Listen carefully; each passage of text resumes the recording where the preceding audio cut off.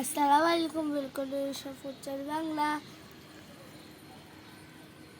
আজকে পড়বো আমার বাংলা বই দ্বিতীয় শ্রেণী। আমরা পড়বো পাঠ 18, গ্রাম ও শহর।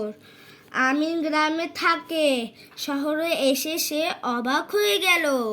শহরে এত গাড়ি আর এত মানুষ, চারদিকে কত রকমের দোকান, সেখানে কত কিছু যে রয়েছে।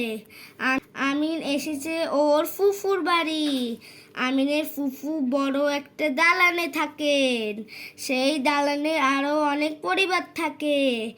আমিনের ফুফাতো বোন তিথি। আমিন আর তিথিকে নিয়ে ফুফু একদিন চিড়িয়াখানায় গেলেন। আমিন সেখানে বাঘ, হরিণ, জিরাফ দেখলো। আর অনেক কিছু আছে চিড়িয়াখানায়। আরেক দিন তাদের নিয়ে ফুফু শিশু পার্কে গেলেন।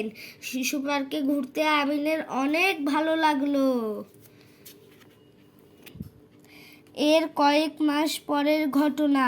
তিথি মার সাথে মামার বাড়িতে বেড়াতে গেল। তিথির মামা গ্রামে থাকেন।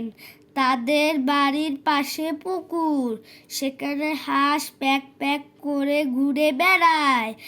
দেখে তিথির আনন্দ হয়। তিথির মামাতো ভাই আমিন তিথিকে নিয়ে কুমোর পাড়ায় যায়। কুমোর মাটি দিয়ে হাঁড়ি, পাতিল ও পুতুল বানায়।